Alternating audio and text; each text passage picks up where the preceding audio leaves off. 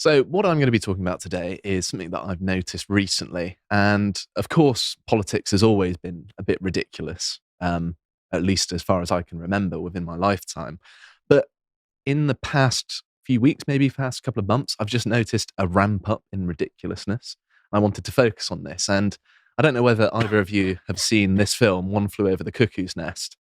But basically, the premise is Jack Nicholson's character, Randall McMurphy, sorry, almost got his name wrong, feigns insanity to avoid prison time and ends up in a psychiatric hospital. And through the course of the film, through his contact with the people in the psychiatric hospital and the institution itself, kind of dehumanizing him, he slowly gets driven to the brink of insanity anyway. And rather than it just being, the insane asylums, if you will, or psychiatric hospitals, whatever you want to call them, I think there's a certain case to be made that our civil institutions as well are doing a similar thing and driving people a bit mental. This is Chris Rufo's idea of cluster B personality, of where all of the avenues towards enriching yourself, getting famous, it skews towards the narcissistic and psychopathic. So even normal people start adopting maladaptive traits to try and get ahead. So it just amasses the amount of socially contagious mental illnesses. Yeah, and there's certainly an element of that going on. I think as well, just the fact that institutions in general, like the government, the justice system, and whichever one you can point at, are becoming increasingly unhinged. And I think that it's had some sort of effect on society. I'm not sure it's the driving force of a lot of the ills we see today, but it's just something to consider, I think. So it's not quite politics is downstream of stupid. Not quite, but there's certainly an element of that. Come on. So you might remember a bunch of these articles, like meet the professional refugees lucky to get the minimum wage in the UK. And it says they are professionals in their own countries, lawyers, doctors, academics. And you get other ones like refugees. Yeah, I was about to say, that's not what I thought it was. I thought it was the people that are being paid to sit in a hotel while also doing cash-only work for Deliveroo. Yeah, well, that's actually what's going on. We've witnessed it firsthand in Swindon, as well as the fact, I think the Telegraph broke a story today saying that that's going on. So, yes. Here's another one. Trained medics who could ease the NHS crisis stuck in asylum limbo. So they're actually going with the doctors, lawyers, engineers. These are, well, this one's from April of this year, but these are sort of older articles that have triggered the doctors and engineers or doctors and lawyers meme of whenever you see a migrant boat, here is our newest batch of doctors and lawyers, because of course this is a comment on the fact that the left are trying to dress them up as all of these professionals. They're just, experts. They're all academics, really. I can't wait for the Deliveroo drivers to stop wearing lab coats as they're going on the bus. Like Inspector Gadget. Most of them were in suits and ties going to court. You actually see them in the dinghies with microscopes and little test tubes full of green and red. They've got copies of the Magna Carta there. They're ready to practice law in Britain. Of course, this isn't the case. And in fact, many of them are not qualified, unskilled, and don't even reach I suppose, a secondary school or what Americans might call a high school education. I don't know. A lot of those Albanians are quite qualified in chemistry. That's true, yeah. And they're very good at logistics and distribution as well, aren't they? Here's another one as well. This is from CNN in 2016. From Syrian refugee to US doctor, he helps shape teens' dreams. And of course, they're basically taking an individual exceptional case to give people an impression of what the whole is, because people are very bad at calculating probability and statistical likelihood and knowing about whether exceptions define the rule and things like that. And so this is a sort of rhetorical technique to get people to support migrants, because their first sort of case that they call to mind is the exception rather than the norm. Right, let's do this exact game with the Manchester Arena bomber and the Reading stabber. Mm-hmm. But then the meme became reality with this article in the Times recently. Some children dream of becoming doctors and engineers. And for some reason, the Times, which is a British establishment newspaper, it's Murdoch owned. It's Murdoch owned, so it's. What's that kid doing? See the one on the bottom right there? It looks like he's very sort of. It's like a 1950s sort of greaser, kind of laid back, but kind of going put his hand up at the same time. Well, I was going to say, when they would go to remote locations and people were worried that having your photograph taken is having your soul being stolen. Mhm. He's looking at the cameraman with the same level of contempt. Oh, that one there. Yeah, rather. the one who was like, I hate journalists more than you can comprehend. Yeah, Well, the one base kid in the class, clearly. justifiable. Yeah, but the running story is, for some reason, just like, yes, children in Sierra Leone taught in what looks like corrugated iron shacks dream of a better future. I mean, I don't know whether this is news to anyone, that people who are in actual real world poverty rather than the Western version of poverty, which means having a car and a flat screen TV. Yeah, of course they want a better life, but why are they doing this? They've literally lent into the meme here. Have you seen what's on the board?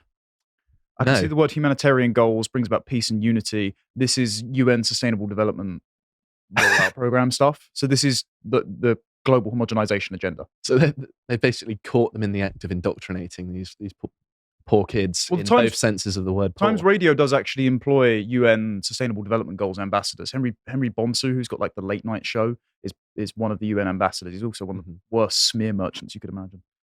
But yeah, I just thought it funny that, you know, we had this meme of, you know, they're all doctors and engineers, and now the Times is running the actual article where they're saying, yes, they all want to be doctors and engineers. So it's actually becoming a thing, and it's just absurd to me. But this is probably the least ridiculous thing so far. The one that I thought was one of the most egregious was this from The Economist. By the way, I hate The Economist with a passion. They're terrible. What a third world war would mean for investors. Lockheed Martin, Boeing just rubbing their hands. I mean, it's just so ridiculous. Basically, the premise of the argument is Russia is at war with Ukraine. Israel is at war with Palestine. Therefore, there is World War III on the way, which is like a child's understanding of geopolitics, isn't it? Just like, oh, right, so there's going to be entire planetary nuclear Armageddon because of these two conflicts. Okay. You're not more concerned with how on earth do you make money out of that? Yeah. Like if the East and the West no longer exist because of the radiation. Mm-hmm. Well, it's inherently ridiculous, isn't it? Because this would be an utter tragedy. Is why I think a third world war would be incredibly unlikely to happen, because we're at a point now where our weapons are so good that all life on Earth could be ceased if this happened, or at least it would be scarcely resembling the life we once had. I think the only thing that they could possibly suggest is, maybe they invest in vaults and save up their bottle caps. I don't know. Not even that. I think this is a sort of signal to the military-industrial complex to do prolonged conflicts, which ensure that you have got a guaranteed customer base, rather than rapidly escalate the conflict into some sort of global war. This is why Nikki Haley, who's running for Republican presidential candidate, which she won't get, but immediately after leaving the UN, she went and joined the board of Boeing, and has now jumped into the Republican race, and is only talking about Ukraine and Israel. She's like the Raytheon candidate, yeah. Yeah, exactly. But that's not all. Anyone with a smidgen of an understanding of economics knows that this next one is ridiculous. Here's The Atlantic recently saying inflation is your fault. More specifically, Annie Lowry, a journalist at The Atlantic, of course. A single journalist is not necessarily the opinion of the entire institution, but if it's The Atlantic, we can safely assume that they're all morons. They were subsidized by Zuckerberg's NGO to do very lockdown positive pandemic coverage during COVID. So they are a morally bankrupt outlet. Oh yeah, definitely. So it's worth mentioning as well that Annie Lowry is married to Ezra Klein, the co-founder of Vox. So obviously they're very well to do. Local leftists don't know what economics is. It's funny that, isn't it? And also it's just like rich person blames average person for inflation. Was Ezra Klein the fellow who said America could have 1 billion people and there'd be no problems? Sounds like something he might say. I'm trying to remember if it was exactly him, but I feel like he wrote an article that actually said that before. But this is just typical trickery, because it's obfuscating the role that the Federal Reserve and government It's not anything. has. Just like you buy a watch, you cause inflation. Yeah, the nothing to do actual, with anything. the actual byline is, if people are so mad about high prices, why do they keep on buying so many expensive things? Which sounds like, to my mind, something I would have said as like satire. If you're homeless, just buy a house. You just like, don't know what this is.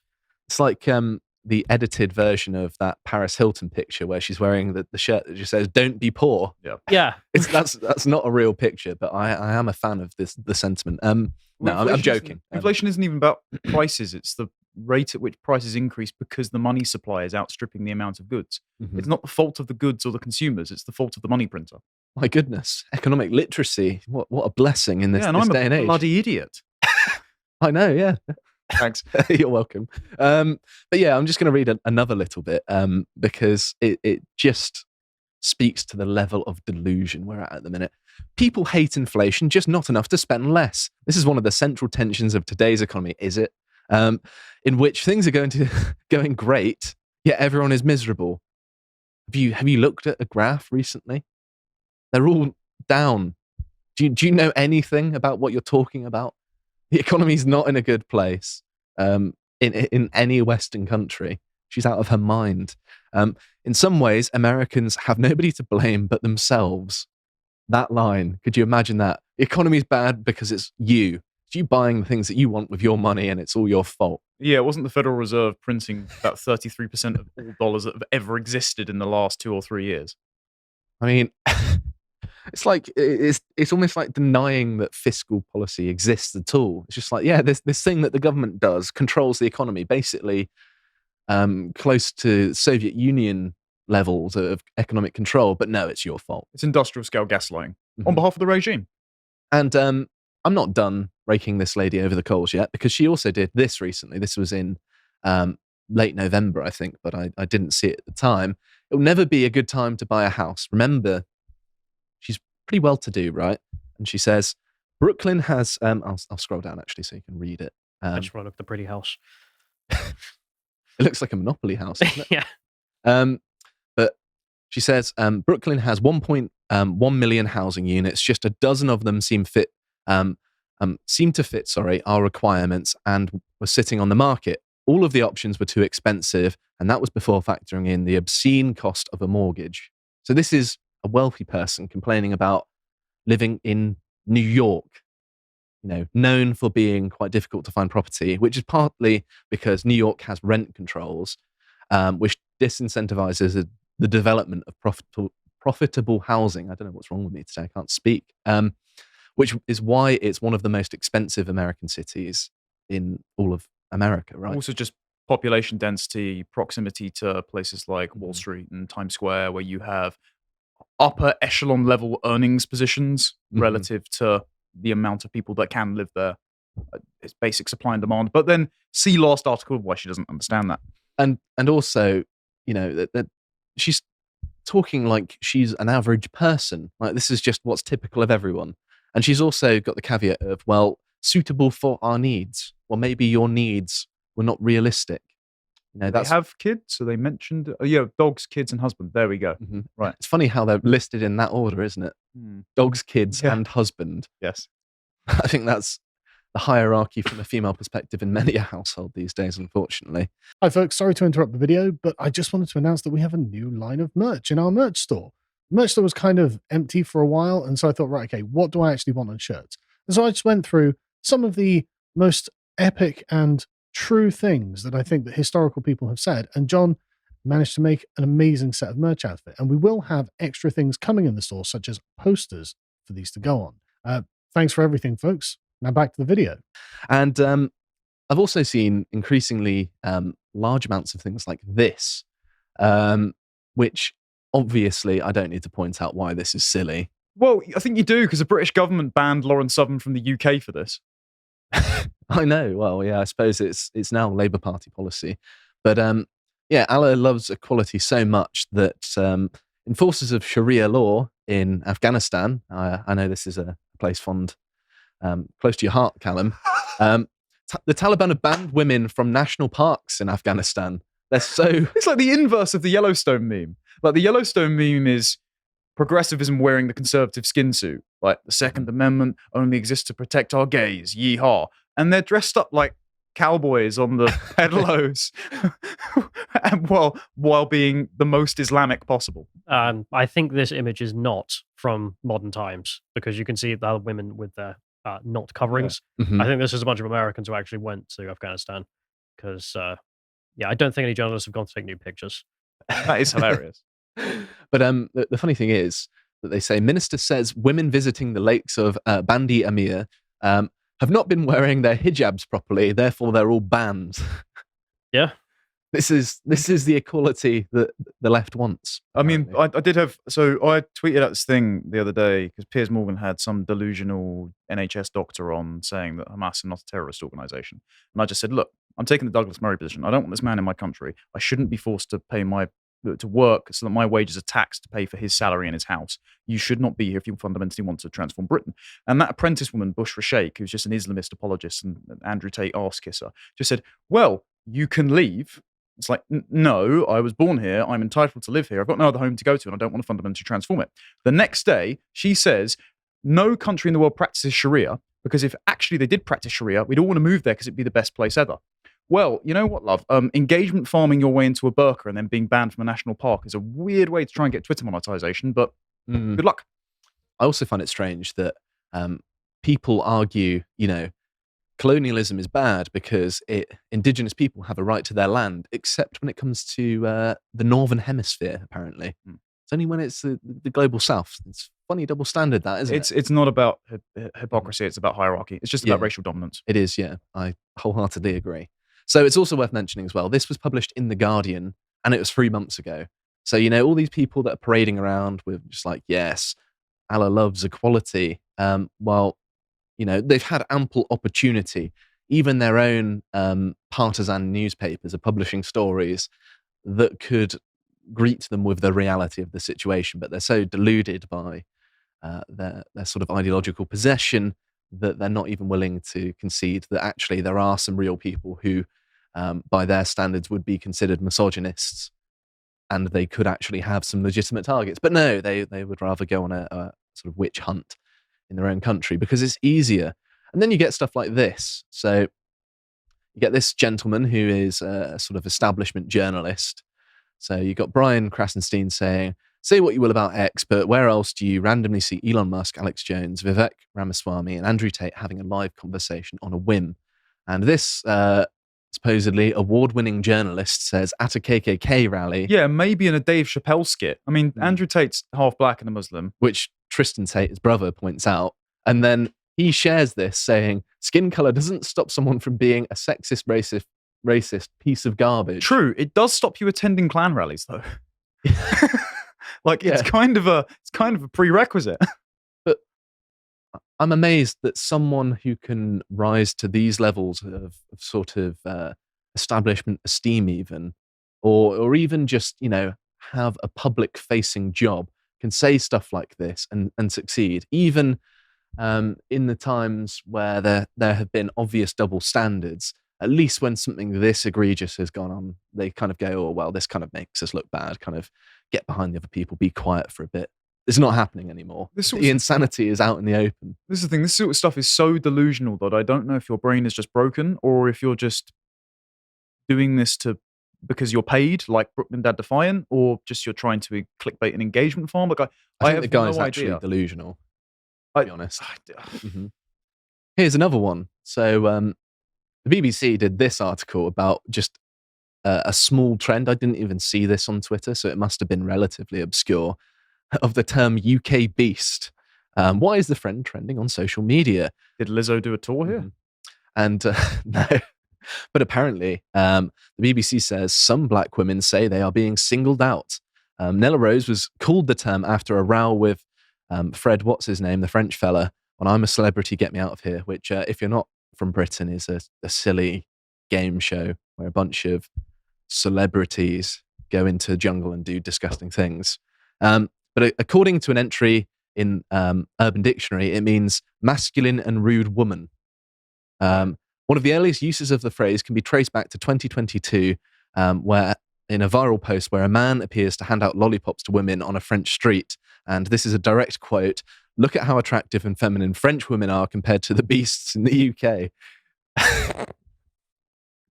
I don't know why I'm laughing. He's insulting our women. Well, yeah. But it's not new. UK women are attractive. We used to say this about German women. That was the old trope before the age of mass migration. Because the German women, they're all kind of manly and hairy. Well, it's not new, but because our precious blacks We just can't say anything bad about them ever. Okay, cool. But also the origin of the phrase, the Urban Dictionary definition, which, I mean, I trust Urban Dictionary over the Oxford English Dictionary these days, both do not single out black women, and yet black women are most affected. It's like when they said Alien versus Predator is racist because the Predator has dreads and the alien is something to do with welfare queens having too many kids. And it's like, I never saw it that way. Why did you see yourself in this? It's very strange. It's similar to the Warhammer thing and the Tolkien thing, where they try and say Yes. that orcs are a certain group of people. And I'm just like, hang on a minute. They speak with Cockney accents. Despite making up 13% of the Middle-earth population, they make up 89% of Sauron's forces. That statistic's surprisingly accurate for the Tolkien lore as well. You thought about this, Connor. I saw it on a Twitter post earlier. I've just stolen it. Okay.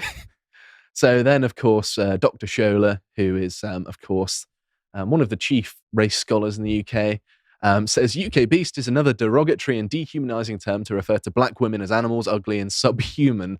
Nella Rose was specifically targeted with the use of the term. Well, looking at the origin of it, that's not what it means. Also, she was really annoying in the program and people were annoyed at her. If she were nice, people wouldn't have minded. She wasn't the only person with,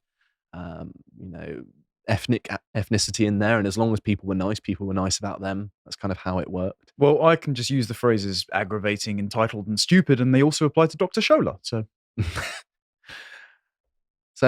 I probably shouldn't play this one because it might get us in trouble if we post the clips. But basically, there was also this of all of the Harvard professors. I think Carl covered it yesterday, but it deserves an honorable mention where they're just like calls to genocide a certain group of people in a conflict at the minute. Is this something that is considered hate speech or whatever? And against the university terms and conditions. And they said it's dependent on the context. Yeah. It's like, right, okay, so when in 2016, the Berkeley riots over Milo and Ben saying nothing even remotely close to this, that was so unbearable that people needed to get hit in the head with bike clocks and streets needed to be set on fire. But no, suddenly a bunch of people that turned up on your campus yesterday and decide to say that we should do something unsavory to all Jews. Well, we have to consider how they might feel about that. Well, my point here is more that it's funny how much these people are willing to bend over backwards when the calls to violence or what have you are on their side. You know, it's from the political left, or it's from Muslims, and therefore it's okay. And they've got to say, yes, actually, calling for genocide, that's not bad. That's good now, apparently, according to some of the senior women in university campus stuff. I don't know. I don't really know their positions. I kind of think they're pathetic. They're the heads of Penn and Harvard. They're the senior administrators. Oh, and all ladies. That's interesting. And on the topic of ladies, feminism, and this, it's got to this point now. This is all the way back in June, but I don't think we ever talked about it, did we? So I wanted to mention it because it ties in nicely to the theme. Women tackling the woeful diversity in plumbing, and what is the traumatic experience that is the onus for covering this story. An overabundance of exclusively male plumbers' cracks? I like that answer. That's better than the actual answer. So, BBC says, Leah Robinson was hard at work at our customer's house setting up the heating. The customer in question was moving in, a single man with his own place. Again and again, someone working for the removal firm passed Robson as she toiled and asked, "Where do you want this then?" 3 times she found herself having to explain, "It's not my house. I'm not married to the man who's moving in. I'm just fixing the heating." And apparently that's enough for her to go to the BBC and say, "Oh, this is terrible. Well, that's enough. We need more women in plumbing." That's enough for the BBC to use our license fee money, which we're forced to pay, to seek her out to give her a puff piece. Mm-hmm. So a delivery person makes an honest mistake because 9 times out of 10, if they're delivering plumbing supplies, well, actually, we have the data, so I can give you the exact figures. So the proportion of women plumbers is 1.9% in 2021 and 2.4% in 2022. So it's gone up by 0.5%, probably by some sort of NGO pressure. I don't know. Well, clearly, if you must see it in order to be it, we have to trans Mario. hmm So, yes. It's ridiculous. I mean, more men are plumbers because more men are drawn to plumbing. That's it. Yeah, but this is all of these sort of Leave niche your accounts. sides out of this. they're just consciousness raising exercises. It's to manufacture a consensus of stories that you can manufacture consent for policy so that certain people who are mediocre can empower themselves with money and unearned status. Talking about people who've empowered themselves with money and unearned status, Piers Morgan. Here he was asking Zuby if Nick Fuentes should be allowed back on Twitter. And it's worth mentioning, Piers Morgan's show is called Piers Morgan Uncensored. And Piers Morgan in this interview, I'm not going to play it because you have to listen to Piers Morgan, and I would never do that to people. He argues that Nick Fuentes uses things like hate speech in his arguments, and therefore hate speech bad, and therefore Nick Fuentes bad, and you shouldn't be allowed on Twitter. Well, this is the thing with this, and I saw someone tweet it out in response to Zuby's clip. If Piers was just playing devil's advocate on his show, it would be totally fine because he does the same to a bunch of Islamists. He even asks questions to Douglas Murray, who repeatedly goes on. You get good clips out of it. The problem is when Piers then goes on Twitter and starts whining about Alex Jones, saying that he got Sandy Hook wrong and he's been in a defamation lawsuit and he's had to pay loads of money. Therefore, So he should never be allowed to speak again. Count Dankula about that, didn't he? He did, yeah. So if he just did it on his show playing devil's advocate, it would be a maybe valuable role if you can stand to listen to Piers, versus going on and whining on about Twitter. No, these are his sincere opinions. So my point being that his entire show is called Piers Morgan Uncensored, and he's explicitly saying people should be censored. I mean, what kind of world do we live in where that people lack this level of self-awareness?